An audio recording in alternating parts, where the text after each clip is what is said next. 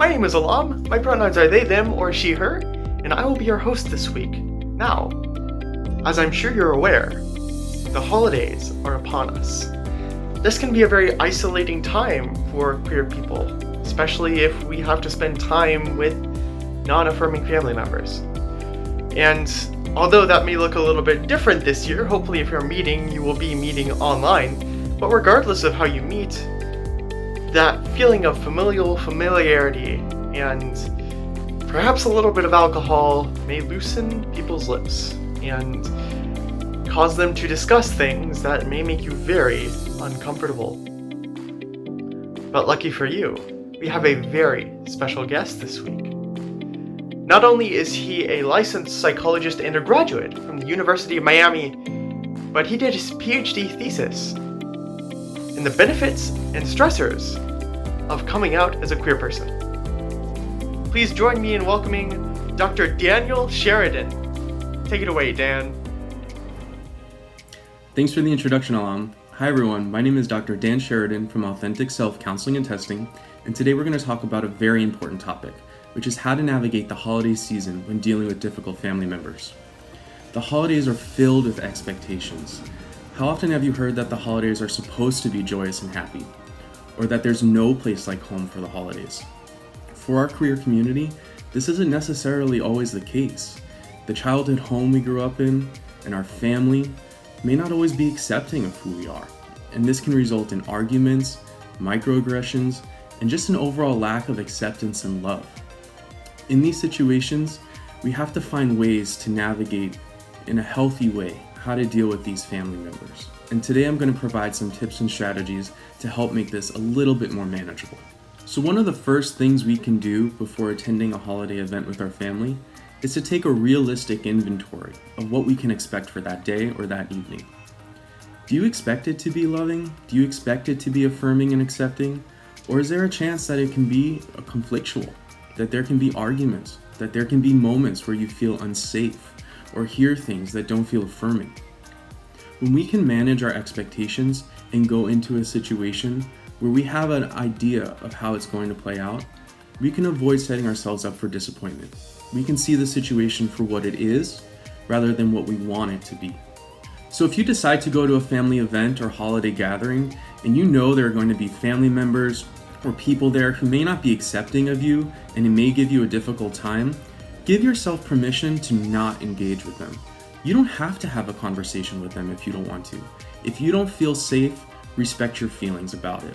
You can move on from them, you can say hi to them, and find people who are there who are accepting of you, who understand you, who want to get to know you. It can also be a good idea to prepare yourself and think about topics and conversations that don't feel good to you, that you don't want to have, and to prepare yourself that you could encounter those and find ways to navigate how to deal with those. Alternatively, you can also prepare a list of topics that feel safe, that feel comfortable, that you want to have with people. And it could be a useful tactic for redirecting the conversation to something that feels good to you. So if you start to notice conversations that are leading into areas that don't feel safe, that don't feel comfortable, you can have a list on your phone or keep it in your pocket of conversations that you can bring up instead with family members, that you feel safe, comfortable, and welcoming to share. Sometimes though, we can find ourselves in situations where the conversation is turning into a conflict or an argument, and we need to recognize those moments.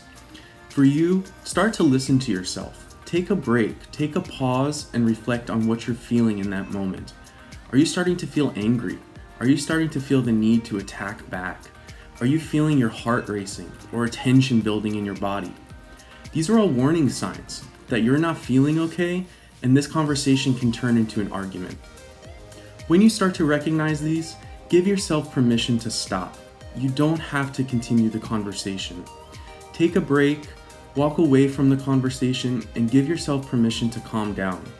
This can be through deep breathing, finding a quiet space in the house, or talking to an accepting friend online or through text message. When you feel better and you feel like you can re-engage in the conversation or go back to your family, then you can do that.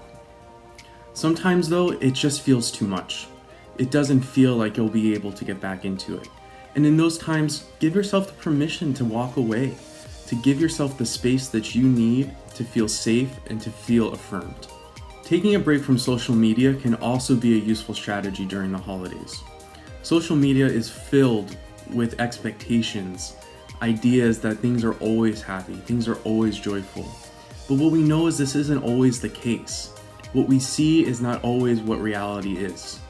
So if you find yourself on social media and you start to feel down, you start to feel sad, you start to feel angry, this can also be another sign that you may need to take a break and walk away from it. Just like we have to manage our expectations about the holidays, we also have to manage our expectations about the people we interact with during the holiday season.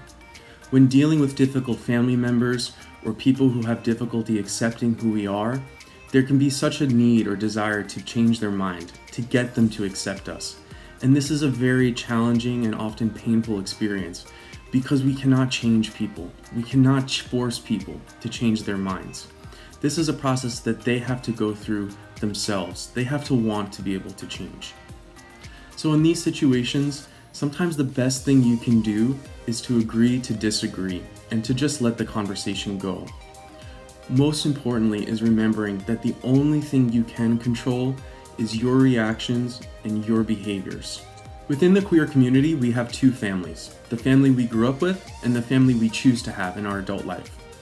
Even though our childhood family may not always be supporting of us and accepting of who we are, we do have the ability to establish new traditions, to choose people in our life that we want to spend the holidays with.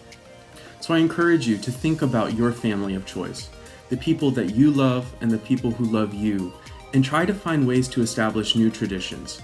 Find time to spend together during the holidays with people who love you and accept you for who you are.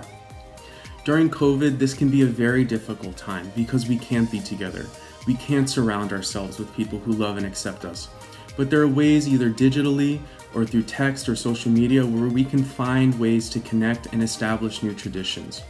We don't have to be alone, and we don't have to surround ourselves with people who don't accept us. We just need to be creative, and we need to think of ways that we can find connections with those who love and accept who we are. Navigating the holiday season and dealing with difficult family members can be emotionally draining. It can confront us with things we didn't know were there inside of us, past traumas that we thought we worked through, and it can create an overall sense of feeling overwhelmed and just not good about ourselves. If this starts to happen for you, I encourage you to connect with a queer affirming therapist in the community, where you can start to talk about what it's been like to be you, what it's like to go through the holidays, what it's like to interact with your family. This is all a wonderful opportunity to become a better version of yourself, to really find out who you are and proudly live into your authentic self. Thanks for taking the time to listen about how you can better navigate the holiday season with difficult family members. Remember, manage your expectations, listen to yourself, and give yourself permission to treat the holiday season the way you want it to be, rather than the way you think it should be. And most importantly, you are not alone. Thanks for listening, and I'll see you next time. Thank you all for watching. I really hope that was helpful, and special thank you to Dr. Dan for helping us with this video. I hope you all have very happy holidays, and if you do get into a situation that is uncomfortable, take a moment to sit, breathe, relax, and remember, no matter what your family says and thinks, you are loved and you are not alone. Once again, my name is Alam, and once again, have some happy holidays.